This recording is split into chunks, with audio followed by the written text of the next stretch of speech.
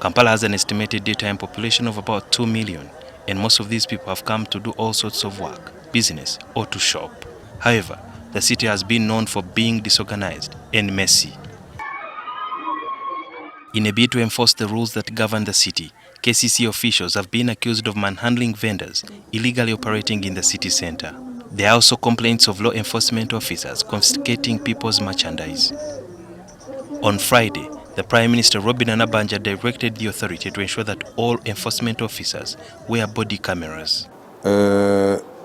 Internally, in order also to change the image, we may have to change their uniform from this current one that's associated with bad behavior and character to one where, we've changed the way people operate. When it comes to inhumane handling of people, especially on the streets in Kampala, you realize that it is done by individuals and all starts from the mind.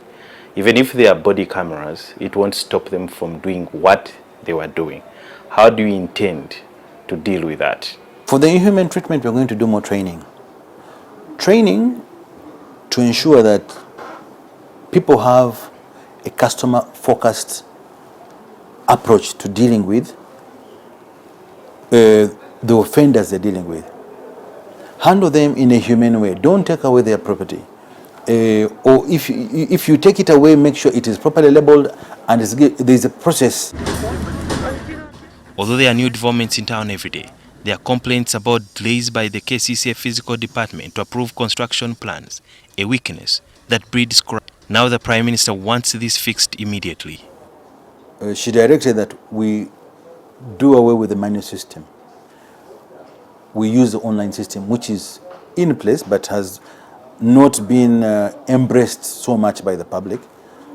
So again, we're going to make sure that we do away with the manual system to reduce the human interaction which can create an environment for corruption to thrive. Systems have been in place and human beings are the ones who operate them. So how are you going to ensure that you cut off these people who will be handling the systems from the developers who may want to get favors or who may want to cut corners? Once the developers know that we have diligent processes and you don't have to pay for services other than official charges, they will also be comfortable to use the system. There will be no need for shortcutting. And if our staff also know that we are only going to receive online applications, they will not, and the penalties for enabling backdoor or irregular applications, they will be forced to comply. The city has in the past recorded many incidents of construction site accidents after the collapsing of buildings under construction. This has been blamed on poor supervision by KCCA technical team. Nabanja wants this done away with immediately. Every site is supposed to have a team of professionals, an architect, an engineer, a mechanical engineer, civil engineer, mechanical engineer, a quantity surveyor, to help a site have professionals supervising the work. What our inspectors are supposed to do is continually inspect and check to ensure that professionals on site to make sure that a quality product is being produced, a quality and safe product. So we don't need to have a lot of staff. It is the developers who should have professionals, mostly. The Deputy Director, Kampala Capital City Authority, David Luimbazi, the Prime Minister's directives are going to be implemented as soon as next week.